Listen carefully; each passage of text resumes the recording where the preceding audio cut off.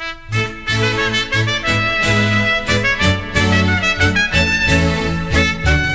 to the New Orleans Humanist Perspective, presented by the New Orleans Secular Humanist Association, following our few principles of humanism.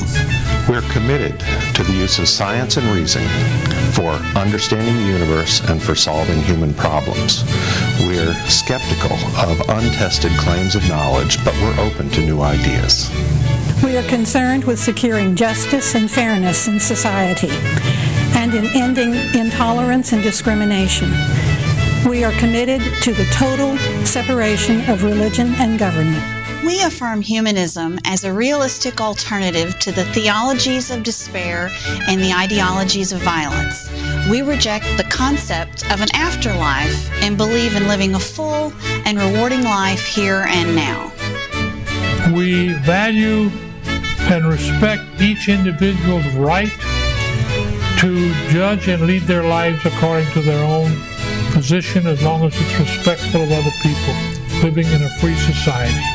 We hope you enjoy today's program and others in the weeks to follow.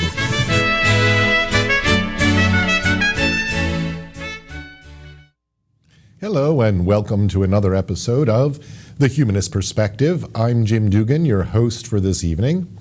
My guest this evening is Dave Thomas, a longtime member of the Secular Humanist Association, local activist, and self-described cranky old guy. That's the phrase? Dave, after 20 years in the oil industry, went back to school at UNO for jazz performance, and after spending 5 years in Nashville following Hurricane Katrina, he returned to New Orleans to set down new and hopefully permanent roots. He's currently a tour guide and musician here in New Orleans. His guide work includes walking tours in the French Quarter, Garden District, cemeteries, music history, and, of course, cocktails. His musical interests include playing percussion in jazz and musical theater groups.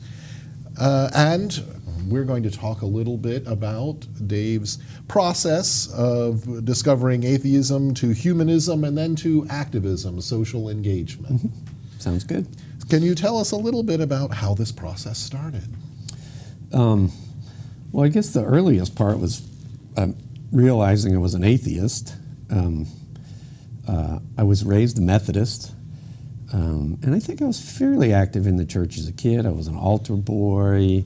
I remember being somewhat interested in some of the Sunday school classes we'd have in Bible studies, but I don't know if I ever really took it seriously in terms of a belief system. I don't really know if it was a belief system I had that I lost, but I kind of thought that I was like a lot of other people in that, we'd go to church or we'd call ourselves Methodists or whatever, but we didn't really believe all of these stories and this mythology. It was just, part of what we did, and we'd socialize with the people at church and whatever. And when I was at Shell, we had a class, they were doing a workshop on diversity. About 30 people in the class, and one of the things they did was an exercise where they tried to show people in the class that in some dimension, everybody was in a majority and everybody was in a minority at some point. So essentially they wanted to give you exposure to each of those. And so they did a sort by spirituality. So at one end they had people that are like, you're not just religious, you go to mass every morning, you're really embedded in your church, and then you'd come down to, well, I'm a regular church goer, and then you'd come down to, well, I have a specific religious affiliation, but I don't go every week, to you get down to the people, well, I'm spiritual, but I don't really embrace a specific religion. And then you got all the way down to the end, and I was down there by myself as the guy who was a non-believer. And that was the first time I thought, not everybody else thinks the same way that I do, or at least to that degree. So that was sort of, I don't know if it was coming out of the closet, but realizing that maybe at that point I was in a closet. So, and we would probably safely assume that some of those other people were maybe fibbing a little bit about their position on the scale.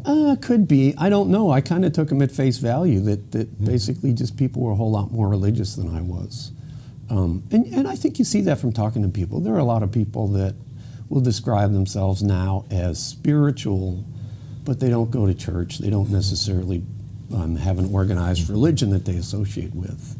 And even those people were farther along the sort than I was. So that was a real eye-opening experience.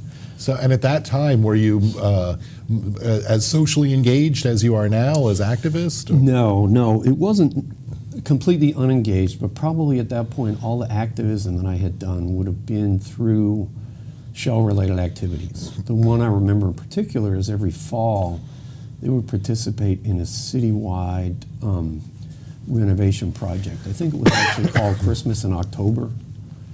So I don't remember what the umbrella organization was, but they'd get a lot of corporate sponsors and they'd sign up a lot of organizations to go citywide over a weekend or two and renovate houses for people that didn't have the money or couldn't work on their houses. And it was a lot of fun because Shell was one of these corporate participants.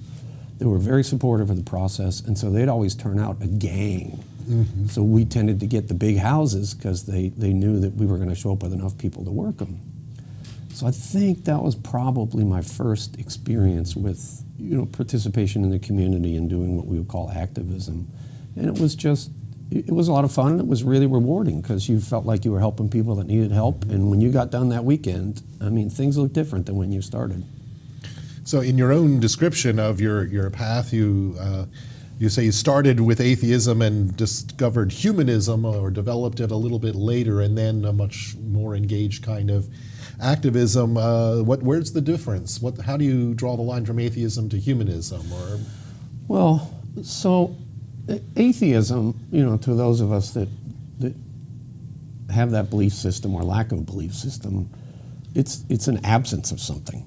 I mean, for us, it's not very defining. I think there are a lot of us that think, we don't define ourselves by our atheism because essentially it's an absence of one of many, what appear to us, arbitrary belief systems. So, how can the absence of that be something that's defining? So at some point, if you think about this or examine this, you kind of have to decide what do I believe in? And I guess humanism for me works as much as anything else. I think that we need to be supportive of other people, even in the absence of a religious context. I know some people think that the reason a lot of altruism comes out is because people are worried about rewards in the afterlife or whatever that is. Well, clearly those of us that are atheists aren't headed for any reward in the afterlife. But there's a fundamental belief, I'm not sure where it comes from, that we all sort of have a mutual obligation to each other as human beings, and so part of that is a support system, I guess I would call it. Mm-hmm. And from that into partly through groups like the New Orleans Secular Humanist Association, I know you express your social engagement in things like the NOSHA Social Aid and Pleasure Club. Tell us a little bit about that. Well, that was actually kind of a fun thing. So we'd wind up going to these, participating in some recovery events, for example. So there's a tornado cleanup when we're up in Nashville, and there are unfortunately multiple cleanups down here in Louisiana after natural disasters. And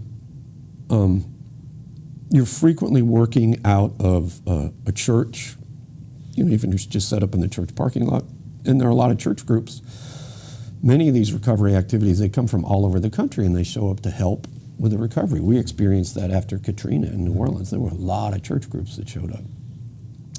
And they'd all come wearing the same kind of t-shirt. And it was inspiring and intimidating all at the same time. It was almost like it made you a little jealous that these people were coming as a group with an identity and were showing up to show that they cared about other people and were willing to help. In that respect, I really respected these church groups because they were really living their Christianity. These were people that actually listened to what the words of Jesus were, and they were actually trying to live that life. So partially out of that, it evolved. I had already been involved in NOSHA at that point, so we started having conversations, and we said we should go out as an activist group in effect, with our humanist identity, or more specifically our NOSHA identity, and sort of represent as that group. And just because we live in New Orleans, we decided, well, what else can we call it but the NOSHA Social Aid and Pleasure Club? Even though there's not much socializing in the Pleasure Club. It's mostly aid is what we do. And what kinds of aid? What projects have you done in that group? Well, the one that's recurring quite a bit, it's not one that either Joyce or I, my wife and I, organize, is Second Harvest Food Bank. On a fairly regular basis, a group of NOSHA people go and essentially do sorting at the warehouse. There's a big requirement for that. One of the other things that we have done on a recurring basis is wind up working in cemeteries. So New Orleans has a lot of old cemeteries. They're fairly unique, and they need a lot of maintenance. But a lot of the individual graves, the owners are dead or the families are moved or something, so they don't get much attention. There's some nonprofits that are active in trying to do some work to stabilize them, if not renovate them, renovate the tombs, refurbish the tombs. And there are even some more private groups or individuals that do that. And so I got plugged into that, at least partially as a result of being a tour guide. Some of the tours I do are in New Orleans cemeteries. St. Louis number 1, St. Louis number 3, Lafayette number 1 in particular tend to get a lot of tourist traffic. And so I was plugged into some of these activities to do cleanup or refurbishing in the cemeteries. So we have ended up doing work in, let me see if I can remember them all. I think it's Lafayette number 1 for sure, Lafayette number 2 for sure, and we've been in the Oddfellows Cemetery, which is really cool because that's one of the ones that's at Canal Street where it intersects at City Park Avenue. It's the one tucked off right in the right corner as you go out towards the lake. And it was fun to go in there because there's really no regular access to that cemetery. The Oddfellows are not a presence in the city anymore. I think the closest chapter is up around Alexandria. So when somebody wants to do a new interment in there, they have to contact somebody in Alexandria just to figure out how to get into it to do an interment. So that was kind of special that we got a chance to go in there and work in there because it's a cemetery that really people just don't generally have access to. So we not only got to get in there, we got a chance to work it, and it needed a lot of attention. I know I tried to. I did work with the group one time in one of the uptown New Orleans cemeteries. I found I couldn't really do it, but mostly it's just because I just can't. Personally, I cannot be out in the New Orleans sun. But it was mostly light work. It's cleaning up the debris and straightening things up and removing trash and stuff that's accumulated. Right, and a lot of it is getting the growth off of the tombs because you have all this invasive growth. There'll be a lot of ferns that'll get seeded inside the cracks and stuff, and once they get rooted, once they start growing, they actually do damage to the tombs. So that was a big part of the project, is to get that stuff out. And some of them, it's not the only place, but in Oddfellows, there was actually a tree coming out of one of the tombs. So it's very badly needed in many cases. Oh, it's neat, and I mean these are interesting historical resources locally. I do genealogy work, so it's not unusual to find me wandering aimlessly around a cemetery. There's information there that might not be able to get anywhere else, but it's not accessible if the It's amazing the stuff in these cemeteries. Even some of the stuff we don't know. You walk around and you look at some of these tablets, and there's a story in there. There's a story in there, but you just can't figure out what it is. And you've done some other kinds of activism, some kinds of social engagement outside of the Social Aid and Pleasure Club. Right. We do a lot of recovery work. Meaning recovery from natural disasters. Yes. The most recent one is, so this is just Joyce and I did it. We drove over to Houston for about 4 days and worked in Houston in the Port Arthur area helping with recovery there. Before that, I'm not sure I'm going to get the sequence right, but we had tornadoes in New Orleans East that just whacked multiple blocks. So they needed help with cleanup and recovery. There was the Baton Rouge flood from the rain the horrible storm that was up there, and we actually turned one of those trips into a NOSHA event. We took a pretty big group. We took about 8 or 10 people up to work on a house. That was pretty good, and it's those kinds of activities. I've also taken a chainsaw up to North Georgia. I'm not sure I can remember all of them. So this is an area where I think New Orleans people in particular, I don't know if it's have an obligation, but I think have a specific responsibility to respond, and it's only indirectly because of the whole Katrina experience. I mean, we got a lot of help from everywhere in the country with the recovery in Katrina, and we're still getting it. And so, in some sense, there's a kind of a payback or a pay forward. You know, we have to model this kind of behavior that helped us. But I think, unfortunately, because those of us here in New Orleans and South Louisiana have a lot of experience with this recovery, whether it's from hurricanes or rainstorms or tornadoes or what, we are, by experience, relatively well qualified to show up and help in these places in the immediate aftermath. Fortunately or unfortunately, we know how to deal with it. It's the good and the bad of this. So, I mean, we know when we show up, particularly if you get a house where it's got old people living in it, they're just in shell shock, they're late in their life, they don't want to have to go through this at all, and they're totally overwhelmed. So it helps when you have people with experience who show up.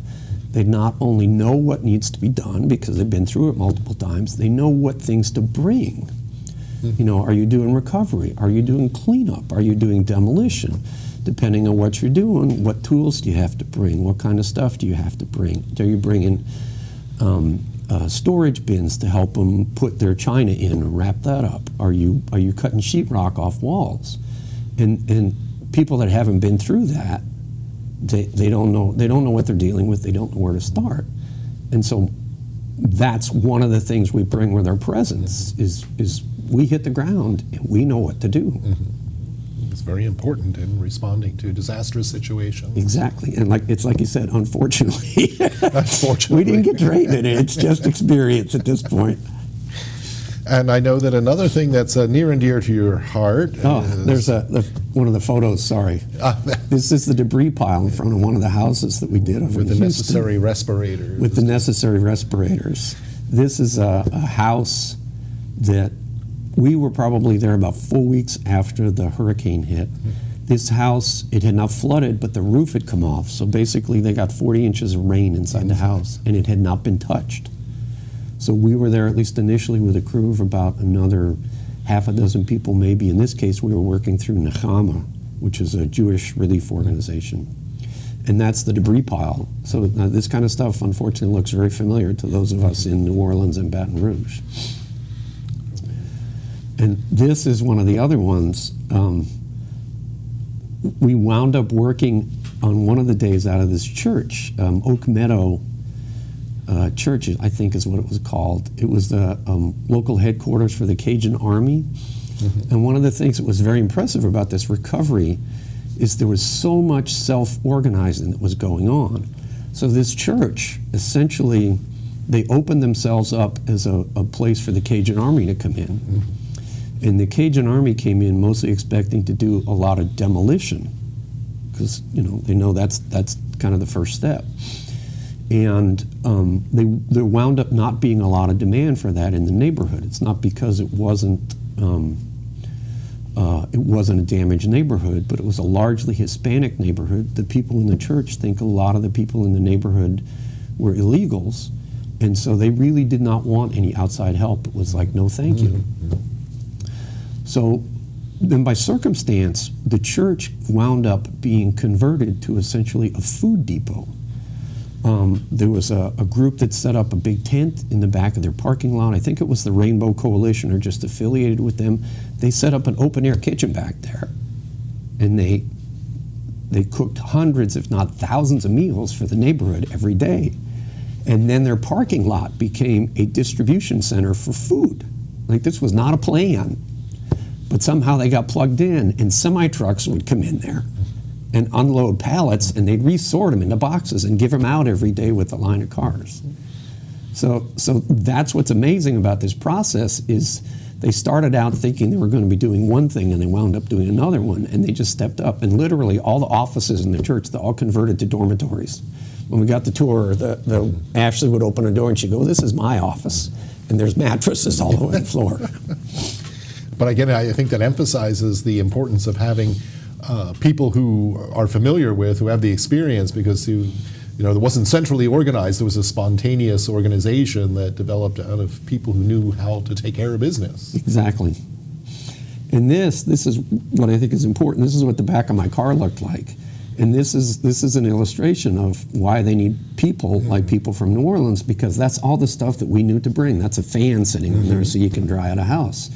There's storage bins, there's bubble wrap right there. And people locally don't know they need it. And by the time they figure out they do need it, they can't find it in any of the local stores because they're all sold out. And I know that another area of interest of yours that's near and dear to your heart is the LASPCA's Trap and Release program, right, which is right here in New Orleans. Right. Joyce and I are very active in that. The program is called TNR, which stands for Trap, Neuter, and Release, and it essentially deals with feral cat colonies, which you won't be surprised to find out we have a lot of in New Orleans. And it turns out with feral cats, they're mostly not adoptable, because once they've been not socialized and they get to be an adult, they essentially can't be socialized, or at least it's all but impossible to do it. So you can't place them in homes, and it turns out they actually can survive in colonies. A lot of them have feeders, either people that live in the neighborhood that will feed them or people that will come specifically to feed them. So then the issue becomes, how do you keep them healthy and keep them from becoming a nuisance? And specifically, you don't want the colony to grow exponentially, because then the health of the cats deteriorates, they become a pest in the neighborhood. So what we like to do is we like to go in and trap these colonies, get the cats neutered, and then return them to their colony where they can be sustained, but then we know they're not going to breed, so eventually the colony will just die out. And it's a very, very active process in Orleans Parish in particular. We have a lot of support from the LASPCA, Louisiana SPCA, which is on the West Bank. A very specific question about that, having lived in a place that had a feral cat problem. Right. There was a little bit of a scramble. I think a lot of people here have experienced, like, who do you call about this? Right. Who do you call about this? Well, it used to be a much more, again, self-organized operation. There was not good coordination with the Louisiana SPCA. They were more about responding to nuisance calls, and there were several organizations that were just independent private organizations that would fund this and figure out where to go to get clinics to get the neutering done cheaply. And probably maybe a year or a year and a half ago, we got better plugged in with the SPCA. So they're much more behind this, and we have a whole cadre of volunteers that work directly with them. And there's a very, very active volunteer. She's almost a super volunteer that we work closely with, called Nita Hemmeter. And it's almost like she has a posse of people that works with. And that group of people probably traps and brings in about 25 cats a week. So she and her crew are easily doing 1,000 cats a year. And what's very gratifying about this whole process is it actually is making a difference. Partially, you would think there's got to be so many feral cats out there, there's no way you can actually have an impact on this. Well, that's not the case. Partially as a result of this feral trapping activity with the volunteers that are associated with the SPCA and some not associated with it, the number of euthanasias from cats that are being taken into the SPCA is just plummeted. I mean, it hasn't gone to zero, but it's gone down dramatically from what it was. So that's one of the good things about working in this process, is we actually feel like we're making a difference. We're keeping cats from showing up at the SPCA to be killed. And so the place to call today, under the way this is organized now, is the SPCA? Yes. If you call the SPCA, what they do, they have a woman by the name of Sarah Doughty, who runs the TNR program. And you don't have to know that. If you just call the SPCA and tell them you're worried about feral cats, they'll connect you with her. And she'll basically send out an email to us. It might be, if she knows where the trappers are working, she might target it to some of them, or she just might send a blast out to the volunteer trappers and say, we got a colony here, here's what we know about it. It's a family, there's a mother, 3 kittens, there's a few males around. This is the address, here's the contact, who wants to take it?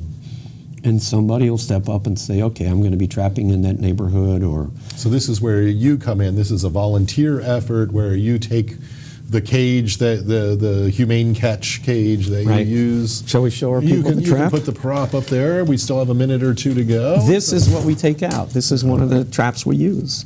And in fact, I'll be going out in the morning. If anybody wants to go out with me, I guess, sorry, by the time this gets broadcast, I will have gone out.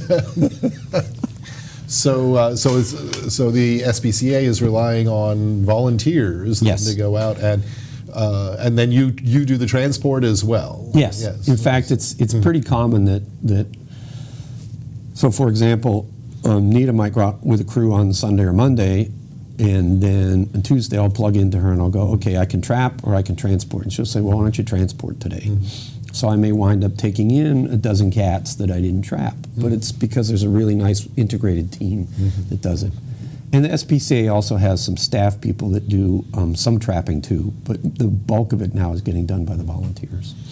So we only have maybe 90 seconds left. Okay.